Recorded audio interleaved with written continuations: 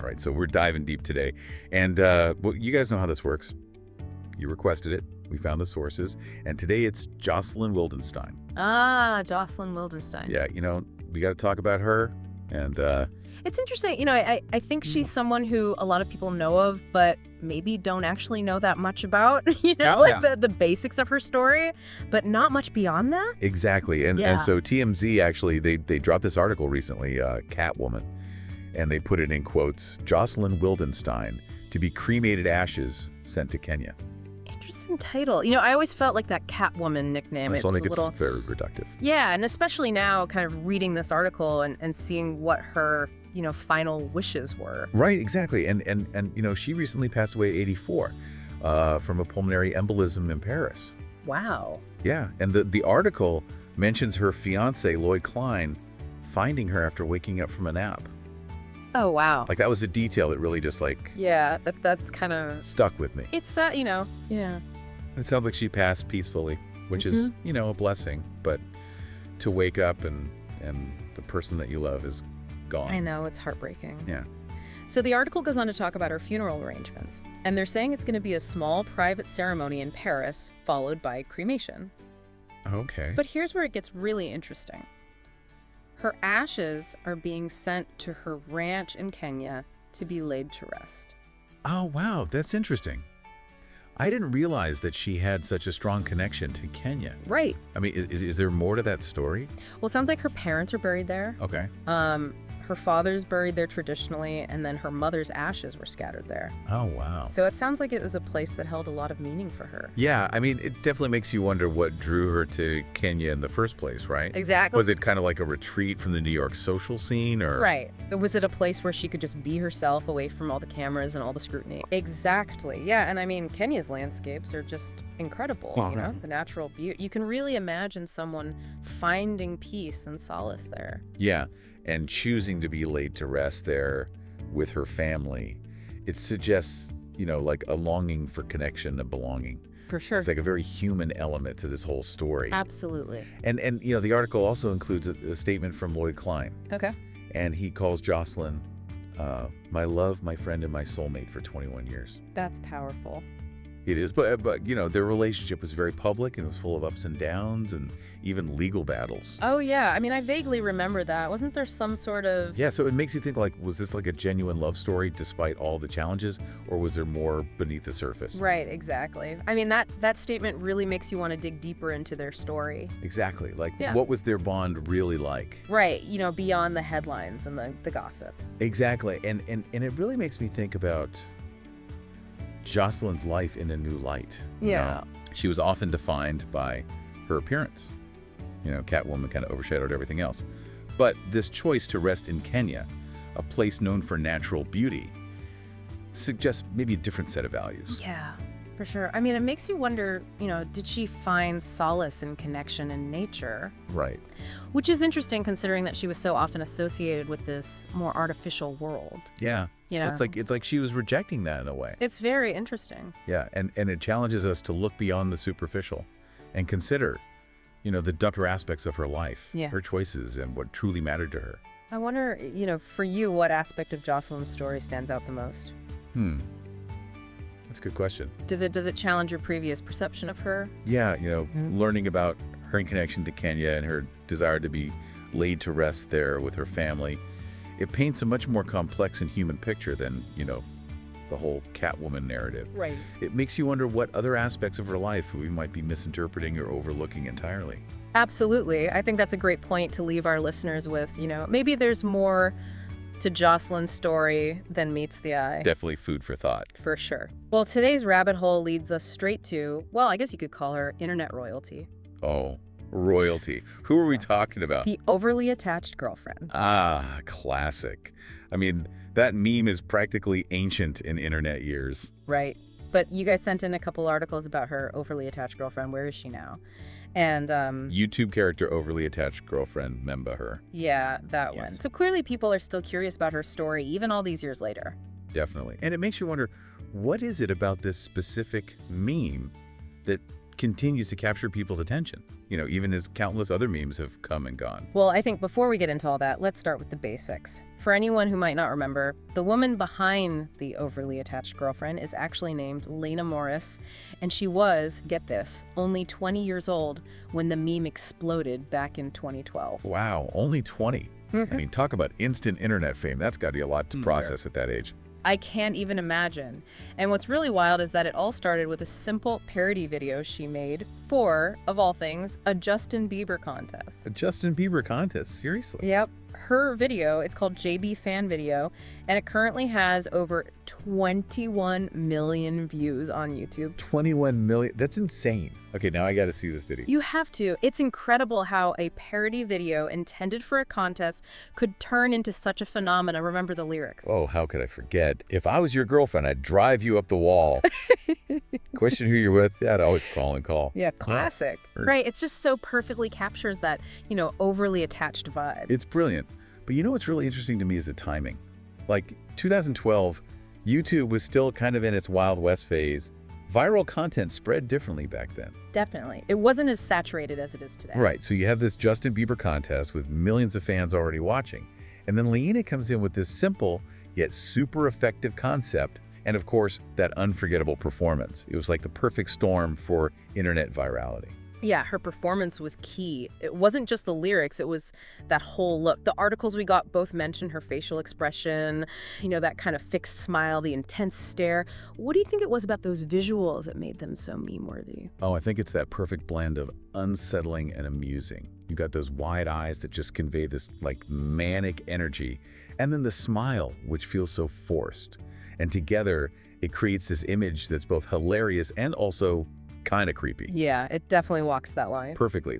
It's the visual embodiment of the whole overly attached girlfriend persona. It's so simple yet so effective. And don't forget, back then, YouTube video editing wasn't what it is today. Sure, everything was much more basic. So there's this added layer of rawness and authenticity to it that I think really added to the humor. It felt real, she wasn't trying too hard, which ironically made the performance even funnier because of how over the top the character was. Exactly. It's like that whole so bad it's good kind of thing. But now I'm curious, how much of that was a character versus her actual personality? One of the articles brought up that question. Was she playing a role, or was there an element of truth to the overly attached girlfriend portrayal? That's a really interesting question, and one that's hard to answer definitively, especially with online personas. It's so easy for those lines to blur, especially when you're dealing with something as viral as this. Right. Did the meme become her, or was she always kind of like that? And either way, how do you even separate yourself from something that becomes so deeply ingrained in internet culture? Exactly. And it's interesting because one of the articles also mentions the potential for, backlash. Portraying a character like that, especially a female character, there's always a risk of being criticized or misinterpreted. Oh, absolutely. And the articles don't really go into detail about how Lena handled those concerns, if she did at all. I know. Did she ever address the potential downsides of the meme? Especially online, where context can be so easily lost. It makes you wonder if she ever felt like she needed to clarify her intentions or maybe distance herself from the more problematic interpretations of the character. Right, did she ever speak out about it publicly? Well, that's something we might need to keep digging for. But for now, let's shift gears a bit and talk about what happened after the meme took off. I mean, did she try to, capitalize on her newfound fame? It seems like she did, but maybe not in the way you might expect. From what I gathered, she continued making content on YouTube, and often she played with the overly attached girlfriend persona. That's actually a really smart move. Right. Instead of trying to fight the meme, she leaned into it, which probably helped her build a pretty loyal following. Makes sense. And it also shows a level of self-awareness that I think is crucial for navigating internet fame. Definitely. Because let's be real, the internet can be a fickle beast. Oh, totally. One minute you're the hottest meme, the next you're yesterday's news. Exactly. So you have to be adaptable, you have to be willing to evolve with the trends. So I guess the big question is, do you think the overly attached girlfriend is still relevant today? Memes come and go all the time. Do you think she has staying power? Well, the fact that we're still talking about her and people are still writing articles about her years later definitely suggests there's something about this meme that continues to resonate. I guess we'll have to dive deeper into that in our next segment, see if we can figure out what exactly gives this meme such longevity. Sounds like a plan. Let's see if we can crack the code of the overly attached girlfriend. So we were just talking about whether the overly attached girlfriend could still go viral today, with how much the internet has changed. Yeah, I think that's a really interesting question. I mean, memes come and go so quickly these days, What do you think gives this meme such staying power? Well, I think the really successful memes, the ones that become iconic, they usually tap into something that's universal and timeless. Yeah, like something everyone can relate to. Exactly. So even though the overly attached girlfriend came from this specific moment in internet culture, yeah, the early 2010s, the whole idea of, someone being maybe a little too enthusiastic in their, affections, that's something that people can relate to no matter what generation you're from. Yeah, totally. It's like that character, the overly attached girlfriend. We've all encountered that personality type at some point. I mean, I know I have. Yeah. Whether it's been a romantic partner, a friend, even family members, everyone has probably experienced some version of the overly attached girlfriend. Right, and I think that relatability, that's part of what makes it so funny, too. Definitely. It's we can all see a little bit of ourselves or someone we know in that meme. And then you add in the humor of Lena's performance and the fact that it's such an easy meme to share. And it's no wonder it's stuck around for so long. I think you're right. It's funny because even if someone hasn't seen the original video, the image itself has become so recognizable. Everyone knows what it means when they see that face. Totally. It's like shorthand for that whole personality type. It's kind of like how we still use terms like Rickroll or talk about Doge. Those memes are from years ago, but they've become part of our online vocabulary. Exactly. And speaking of vocabulary, one of the articles we got actually asks if the overly attached girlfriend inspired other exaggerated internet characters. What do you think? Can you think of any examples? Oh, yeah, for sure. Think about all those reaction images and GIFs we use all the time. So many of them feature those super exaggerated expressions and personalities, Kind of like what the overly attached girlfriend did. That's a great point. It's like she helped pave the way for a whole genre of online humor that's all about amplifying certain traits to make things funnier. Yeah, and it's not even just images. Think about all the YouTubers and TikTokers who build their whole personas around playing up certain characteristics. Exactly. They take one little quirk and they just blow it up to a whole new level. Yeah. And that definitely feels connected to what the overly attached girlfriend started. Yeah. It's amazing how influential that one meme has been. But okay, let's circle back to Langor's journey for a minute. The articles mentioned that the meme might have led to some unexpected career changes for her. Yeah, it sounds like she was able to use her internet fame to try different things. She kept making YouTube videos, but she also did some voice acting and worked with some brands. Makes sense. I mean, I can't imagine she'd want to be just the overly attached girlfriend forever. Right. Using her platform to branch out shows she was smart and adaptable. Definitely. And it also speaks to how internet fame works, right? Unlike traditional celebrities, online personalities often have to be more like entrepreneurs. They have to hustle and be flexible if they want to stay relevant. Oh, for sure. The internet moves so fast, you got to be able to keep up. Okay, but here's the big question. Could a meme like this go viral in today's internet landscape? Honestly, what do you think? That's a tough one. I mean, on the one hand, the internet is so much more fragmented now than it was back in 2012. You've got TikTok, Instagram, Twitter, a million different platforms, all competing for our attention. It's hard to imagine any one thing having that same level of impact that the overly attached girlfriend did. Right. Back then, YouTube was the main stage for viral videos, but now it's different. Totally. Now, if you want to go viral, you have to be everywhere all at once. It's like a full-time job just keeping up with all the platforms. It is. But, on the other hand, there's this huge appetite for nostalgia right now.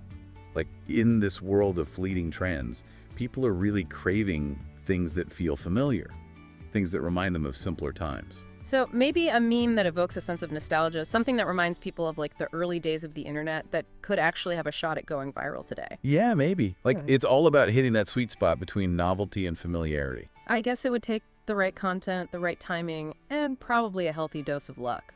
Oh, absolutely. Yeah. And of course, a lot of self-awareness like what Lavina demonstrated. She was able to navigate the craziness of internet fame with a lot of grace and humor. And it seems like she's been able to build a sustainable career for herself, which is really impressive. Yeah, it's not easy to do that in the world of online content creation. So what do you think? Have we gotten to the bottom of this deep dive? I think so. It's been really interesting exploring this meme and seeing how it's still relevant even after all these years. And what about Lamina's story? What stands out to you about her journey?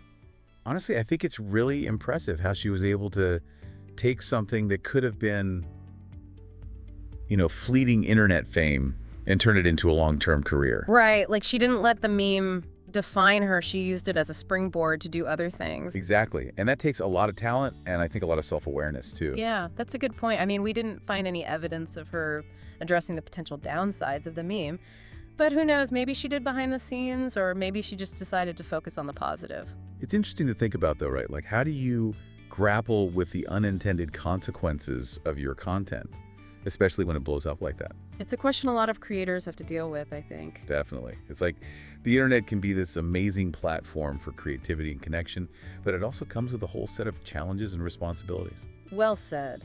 I think that's a perfect note to end on. Thanks for joining me on this deep dive into the overly attached girlfriend meme. It's been a pleasure. Always fun to explore these weird and wonderful corners of the internet. And to all of you listening out there, we want to hear from you. What are your thoughts on Lakina's story and the evolution of internet culture? Hit us up on social media and let us know. And if you have any other internet rabbit holes you want us to dive into, send them our way. Until next time, keep exploring, keep questioning, and keep diving deep.